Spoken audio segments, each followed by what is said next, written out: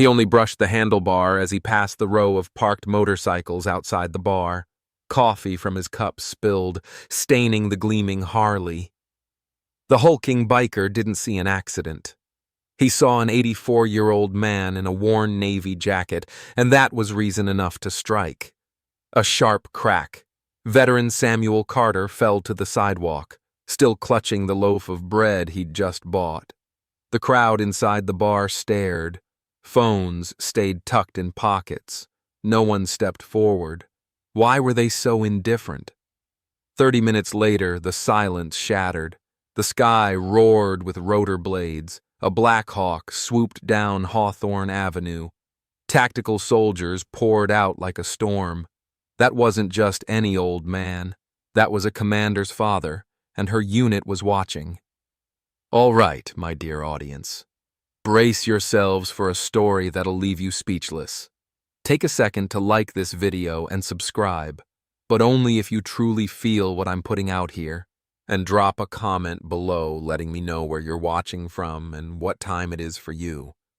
It's always thrilling to see someone join us from all corners of the world. Most people passed Samuel Carter without a second glance. He was just an old man with worn leather shoes, shuffling along Hawthorne Avenue, a path he'd walked every Wednesday for 15 years. An 84-year-old Navy veteran, twice deployed in Vietnam and the Gulf, who'd faced fire and smoke but now craved only quiet. Samuel didn't complain, didn't demand honor or pity. He wanted just a corner at Sweet Maple Bakery, a bitter black coffee, and slow steps home, leaning on his cane. That morning, Portland's wind cut like a blade. Samuel pulled up the collar of his old Navy jacket, frayed at the shoulders, the faded S. Carter patch on his chest, a memory no one noticed. He left the bakery, clutching a hot coffee and a paper bag with a loaf of toasted bread, a small gift for his granddaughter at officer school. The coffee's warmth spread through his calloused fingers.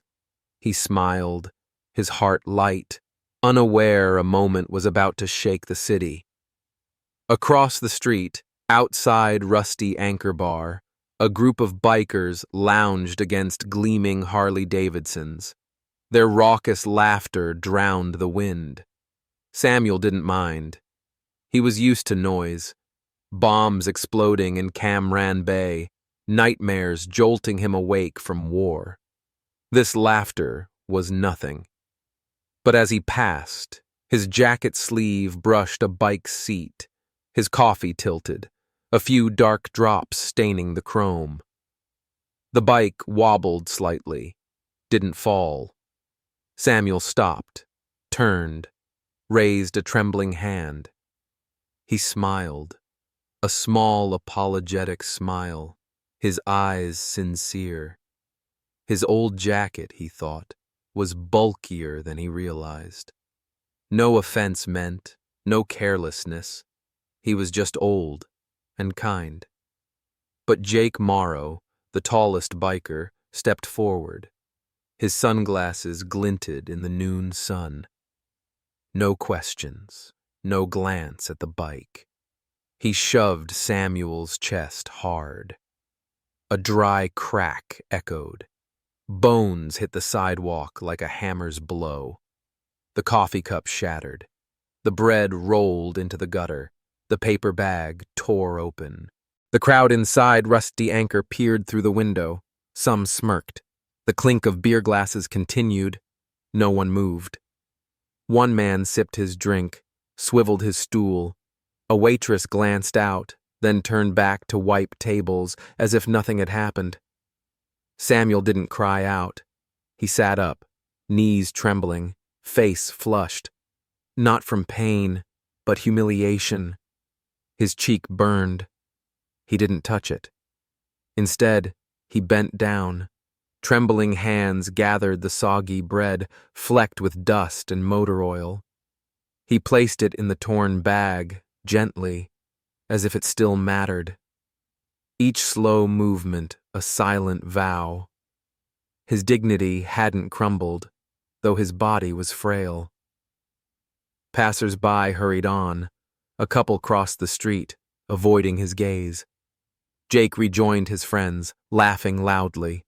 His shoulders shook with smugness, certain no one would challenge him over an invisible old man. In Samuel's heart, a quiet wave rose, not anger. He'd learned to tame that on warships. But sadness, deep and heavy, seeped into every breath.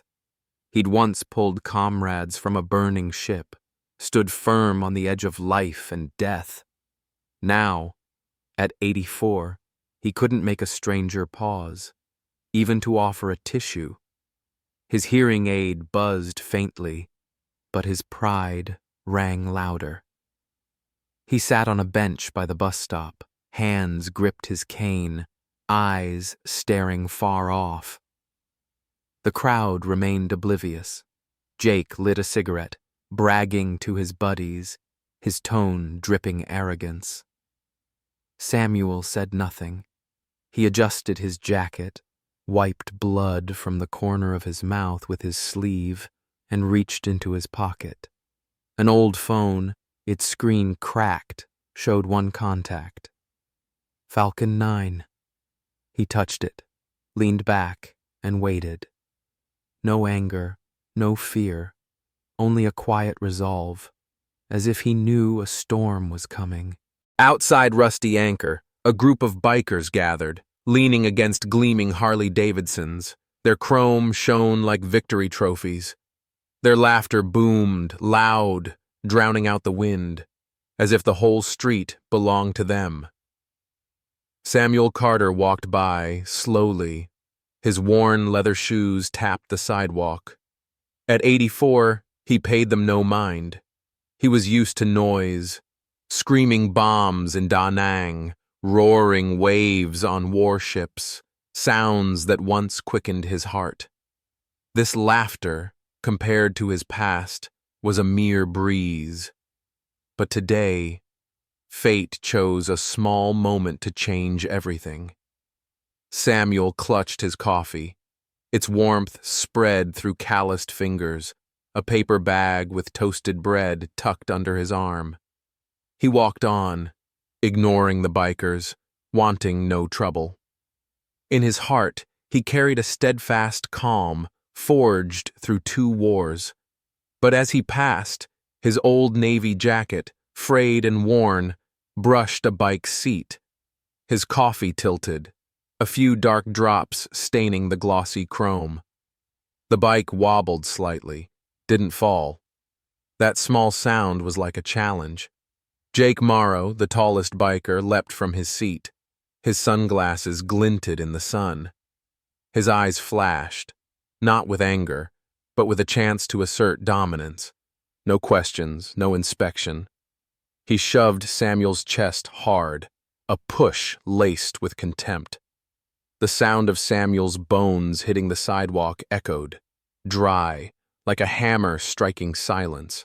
His coffee cup shattered, its paper sizzling on the pavement. The bread rolled out, dirtied, landing in the gutter. Samuel lay there for a moment, his breathing heavy. Pain seared through his chest, but humiliation cut sharper. His face flushed, not from the shove, but from the eyes around him. Eyes that looked, then turned away. Inside Rusty Anchor, through dusty windows, the crowd watched. Some smirked, their cold grins like they were watching a show. The clink of beer glasses continued, unbroken. One man sipped his drink, swiveled his stool, as if the old man on the sidewalk wasn't worth a thought. A young waitress, hair tied high, glanced out, then looked down. She kept wiping tables, her hands gripping the rag as if hiding unease. Samuel didn't cry out. He propped himself up, knees trembling, slowly rising. His eyes, though dimmed by age, still shone with quiet resilience. His cheek burned, but he didn't touch it. Instead, he bent down. Trembling hands gathered the soggy bread, flecked with motor oil. He placed it in the torn bag. each movement deliberate, as if it still held meaning, as if his dignity remained intact despite the world's indifference. In his heart, a silent wave rose, not anger, but a deep, heavy sadness. He'd once pulled comrades from a burning ship, stood firm on the edge of life and death. Now, at 84, he couldn't make a stranger pause, not even for a sympathetic glance. Jake returned to his friends, laughing loudly. His shoulders shook with smugness. He lit a cigarette. His boastful voice echoed down the street. He was certain no one would challenge him. No one cared about an invisible old man in a tattered jacket. Passers-by hurried on, heads down. A young couple crossed the street, eyes averted, as if Samuel was a shadow not worth seeing. A kid on a skateboard glided by, earbuds in, oblivious to the old man picking up bread scraps. Samuel sat there on the sidewalk, his breath shaky in the cold air. His pride, though trampled, still smoldered, a flame that never died. He didn't seek pity. He just wanted a sign he still existed, that his years of sacrifice weren't forgotten. But Portland, that morning, was too busy to notice him. Jake kept laughing, his buddies slapping his shoulder, as if they'd witnessed a triumph. Samuel stood slowly. His hands gripped his cane, eyes staring far off. He adjusted his jacket, wiped blood from the corner of his mouth with his sleeve, the motion slow but resolute. In his pocket, an old phone, its screen cracked, lay still. He didn't touch it. Not yet. But deep in his heart, he knew. Something greater was coming. Not anger, not revenge, but a quiet affirmation that he, Samuel Carter, was never invisible. Samuel Carter sat still. His trembling breath mingled with Portland's air. Jake Morrow's shove lingered, not as physical pain, but as a sharp, deep wound to his heart. He didn't cry out, didn't groan. His calloused hands, once pulling comrades from Cameron Bay's smoke and fire, now gripped his cane tightly. His cheek burned. Blood dried at the corner of his mouth, but he quietly wiped it with the sleeve of his old Navy jacket, the motion slow, as if hiding humiliation from the crowd's indifferent eyes. Inside Rusty Anchor, laughter still rang. Beer glasses clinked, as if the old man's fall was a fleeting moment, unworthy of memory. Samuel leaned back on the bench near the bus stop. His clouded eyes stared far off, as if seeing an invisible storm approaching. His heart held no anger, no resentment. Only a quiet resolve, the quality that carried him through 2 wars, now smoldered in his aged chest. He reached into his jacket pocket. Fingers traced an old phone. Its screen cracked like a spiderweb. It wasn't modern, just enough to hold one contact. Falcon 9. An emergency line, saved for when life's shadows grew too heavy. Samuel touched the screen. His finger paused for a second, as if weighing the choice. Then he pressed call. His gaze stayed fixed on the void ahead. He leaned back, his breathing steadied, like a soldier awaiting orders on a battlefield. In his heart, he sought no revenge. He just wanted a sign that he was still seen, that his years of sacrifice weren't buried under time's dust. 15 minutes passed, slowly, each second stretching endlessly. The bar remained loud. Jake, still smug, laughed with his buddies, his cigarette glowing red. But the air began to shift, subtly, as if the world held its breath. A distant rumble broke the stillness. The sidewalk quivered. Glasses in Rusty Anchor clinked faintly, ringing softly. A few patrons glanced out, frowning, curious. The sound thickened. a deep pulse, like the sky's heartbeat. From the horizon, a Black Hawk helicopter emerged, its black silhouette sliced through pale sunlight. Its rotors tore the air. Golden leaves swirled on the avenue. It descended swiftly, landing in the small park behind the shops. Dry grass flattened under the force of man-made wind. Simultaneously, 3 sleek black SUVs, unmarked, screeched to a stop outside Rusty Anchor. Doors opened in unison, hinges creaking sharply. A team of soldiers in tactical gear poured out, their movements precise, wordless, each step a drumbeat, silent but overwhelming. The bar's crowd stopped laughing. Beer glasses hung mid-air. Jake, cigarette stuck to his lip, turned. His smile vanished. Leading them was Commander Elena Carter, Samuel's daughter, about 50. Her presence forged like steel. Her eyes were cold, unyielding, yet deep within burned a fire, love and protection for the father who taught her honor. She wore a combat uniform.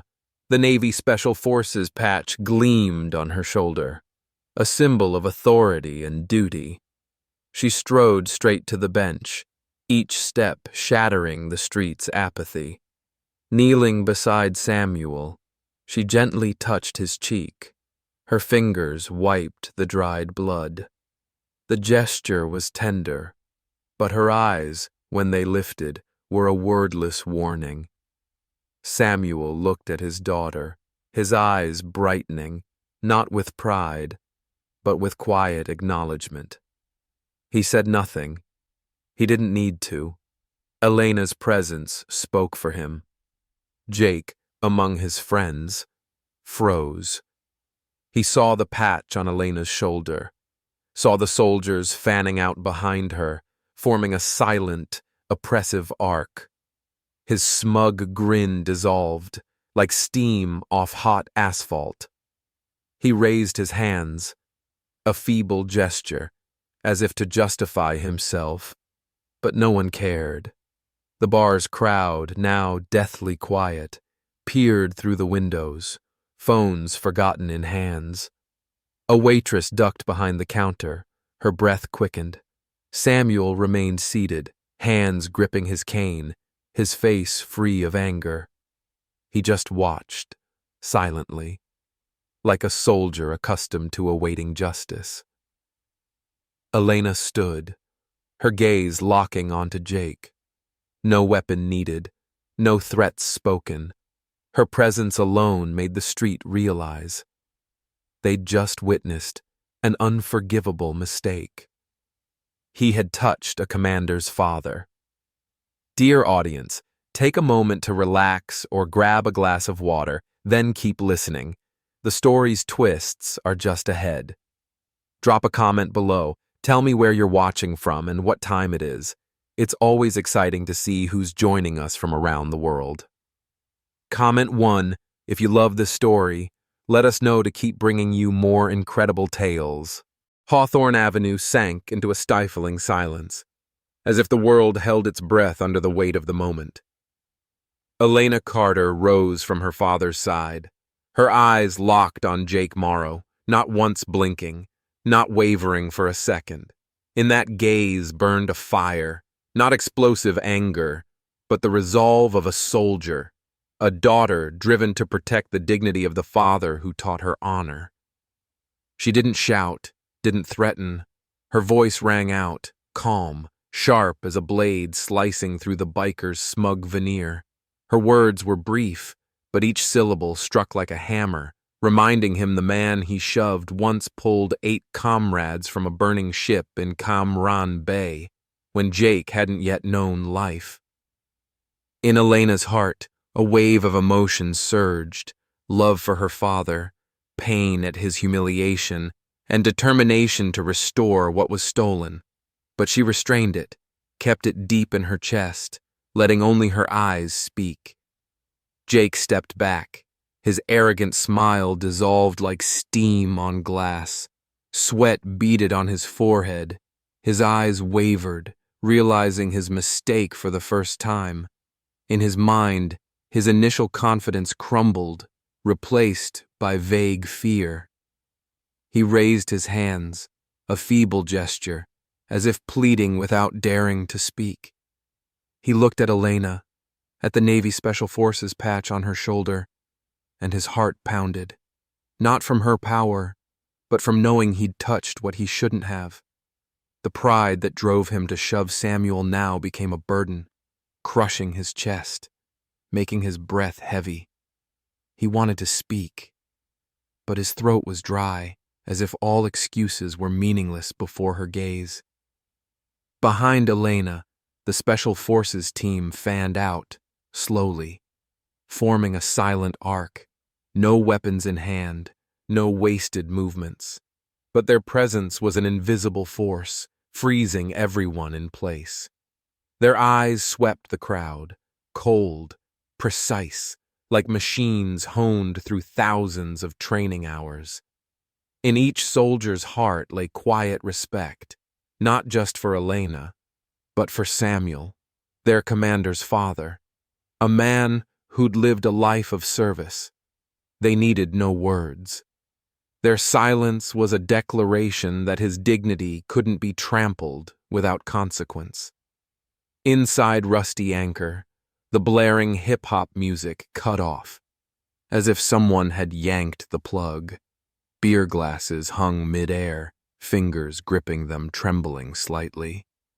The crowd inside, just minutes ago laughing, now froze, their eyes glued to the windows. A young guy in a leather jacket stopped chewing gum. His mouth hung open, unease stirring in his chest. He thought of his laugh when Samuel fell, and shame pricked like needles. A waitress, rag stuck in her hand, bowed her head, her heart heavy. She recalled turning away, pretending not to see the old man on the sidewalk, and now that indifference weighed on her, making her want to hide from herself. Samuel sat on the bench, hands gripping his cane, his face free of anger. His eyes, though clouded by age, shone with steadfast calm. In his heart, a quiet wave of emotion rose. Not the thrill of revenge, but recognition, gentle yet profound. He didn't need to stand, didn't need to speak. Elena's presence, the team's, spoke for his years of sacrifice, the long nights on warships, the invisible scars he bore. The humiliation of falling on the sidewalk lingered, but now it mingled with another feeling, that he wasn't invisible, that what he'd done still mattered. He looked at Elena, his gaze silent, like a wordless thank you.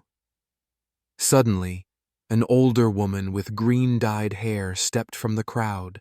Her hands trembled, offering Samuel a clean handkerchief. Her eyes looked down, full of shame, as if atoning for the moment she stayed silent. In her heart, a voice whispered, "She should have done something, should have spoken." A teenager removed his earbuds, stood at attention, the motion awkward but sincere. He didn't know Samuel, but his heart told him this man deserved respect. Local veterans, a retired pilot, a sailor long out of service, lined up quietly along the sidewalk, shoulder to shoulder, in their hearts a deep empathy, as if they saw themselves in Samuel, warriors fought and forgotten. Elena signaled gently. A police car rolled up silently. Handcuffs clicked on Jake's wrists, no fanfare, just an inevitable end. As the patrol car drove off, the crowd stood still, as if waking from a trance, their hearts heavy with the truth. They'd witnessed an unforgivable mistake.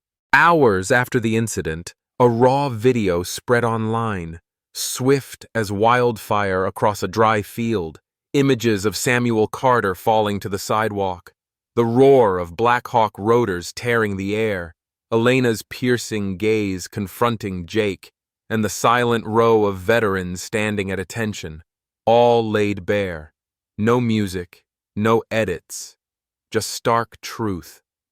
In viewers' hearts, a wave of emotion surged: outrage at the injustice, admiration for Samuel's dignity, and a pang of shame for ever being as indifferent as the rusty anchor crowd.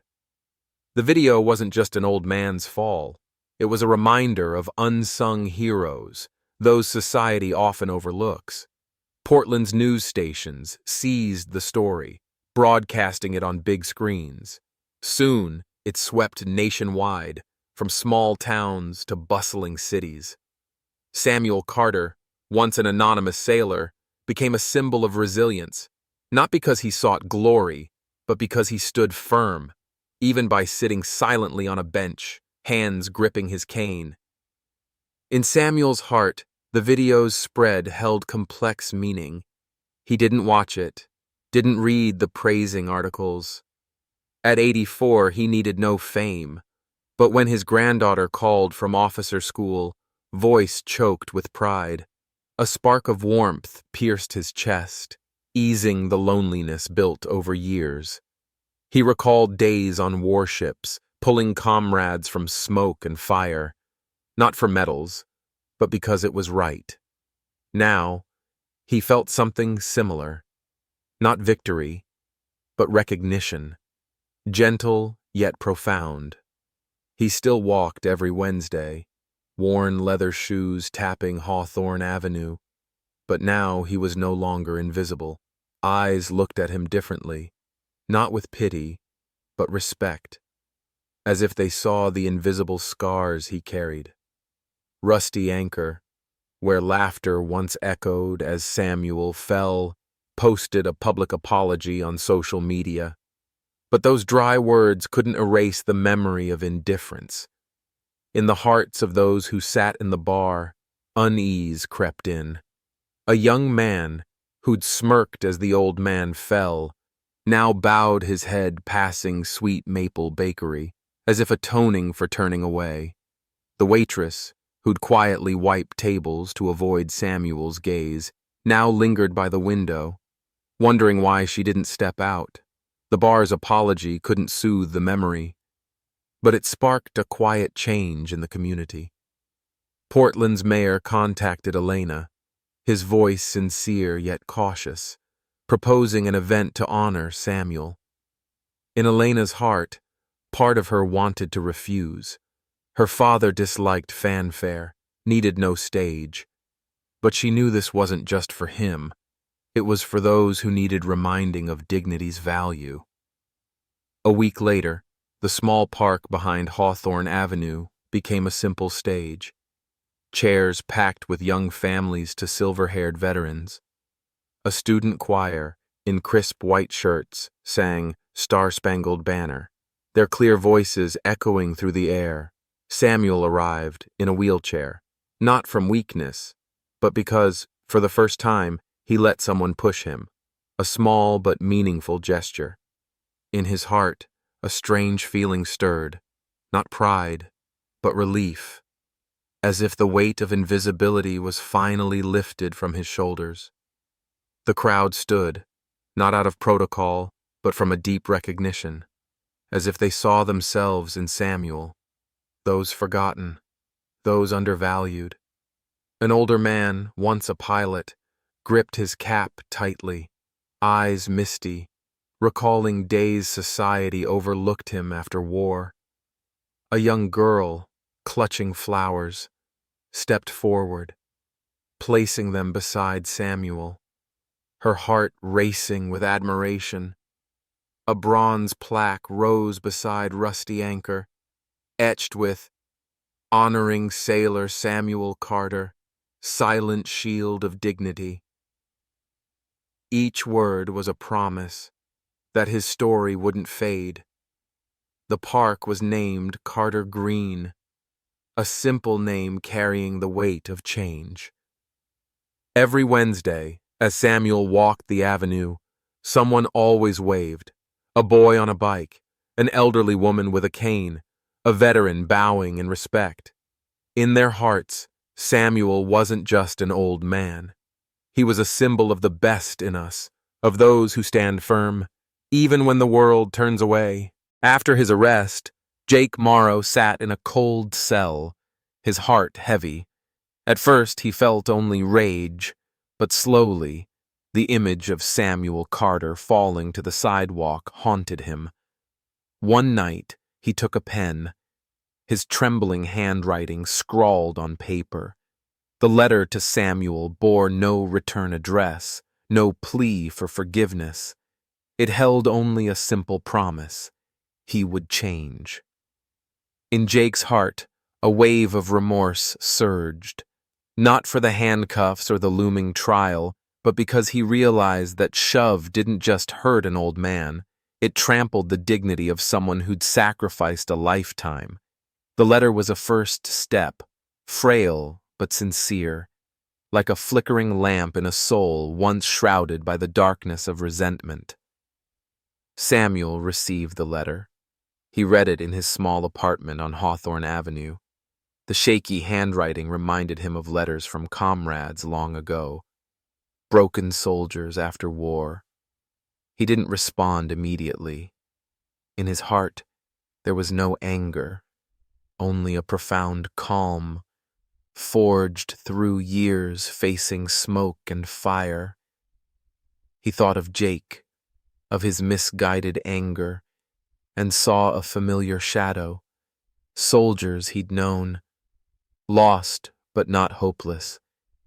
Samuel chose to meet Jake, not to judge, but to listen. His heart, though aged, was still wide enough to offer someone a chance at redemption. In a small meeting room before the trial, Samuel entered. His cane tapped slowly on the floor. Jake sat across, no longer in his arrogant leather jacket, just a plain white shirt.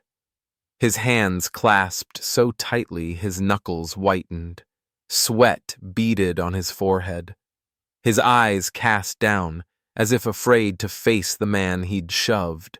In Jake's heart, a storm of emotions swirled: shame, fear, and a faint spark of hope.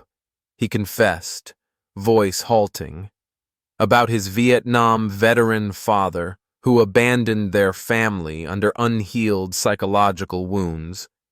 Jake grew up resenting the military. That shove was a misdirected outburst. Finished, he bowed his head, his heart pounding, awaiting judgment. But Samuel only listened, his eyes gentle, like a father seeing a wayward son. Samuel nodded slowly, each movement carrying a lifetime's experience. He placed a calloused hand on Jake's shoulder, gentle but firm. The gesture held no blame, only a silent reminder. The path to redemption was still open. In Samuel's heart, a memory flashed. Soldiers he'd pulled from burning ships. Men he'd helped rise, though they thought they'd lost everything. He saw in Jake someone no different, just lost. His words, brief but profound, pierced the darkness like light. He'd known broken soldiers like Jake's father. They weren't gone, just needing to find their way. Jake looked up, eyes brimming with tears, his heart as if cleansed. He slid a paper across the table, proof he'd enrolled in therapy and volunteered at Portland's Veteran Center. Samuel looked at the paper, then at Jake. He nodded. No more words needed. A silent acceptance, like a door opening for them both. 6 months later, Carter Green, the small park behind Hawthorne Avenue, became a gathering place for veterans and students. Stories of war and peace echoed, a bridge between past and future. In the hearts of those who came, Samuel was more than an old man. He was a symbol of resilience, of those who stand firm despite being forgotten. Jake now drove veterans to hospitals. Hands that once shoved Samuel now lifted those in need. Each time he saw Samuel at Sweet Maple Bakery, he nodded, his eyes carrying quiet respect. In his heart, the change wasn't just actions. It was how he learned to see the world, to see value in men like Samuel. Samuel still walked every Wednesday, worn leather shoes tapping the sidewalk, his old navy jacket hugging his frail frame, but now he was no longer invisible. Eyes followed him, from an elderly woman with a cane to a young girl with flowers, all with respect. A boy, barely 10, tied an American flag to his bike nearby. Looking at Samuel with sparkling eyes, in his heart the old man was a hero, not from books but right before him. Samuel smiled, a faint smile, as if seeing something vital rekindled. In his heart, there was no thrill of victory, only peace, the peace of a man who'd lived fully and was finally seen. Samuel Carter's story teaches that dignity doesn't fade with age, and every silent soul deserves reverence. From injustice to justice, it reminds us, a small act can transform a community. Honor others before it's too late. Start with your heart. If this story moves you, share it to spread compassion. Like, comment your thoughts, and subscribe to Veteran Best Stories for more inspiring tales.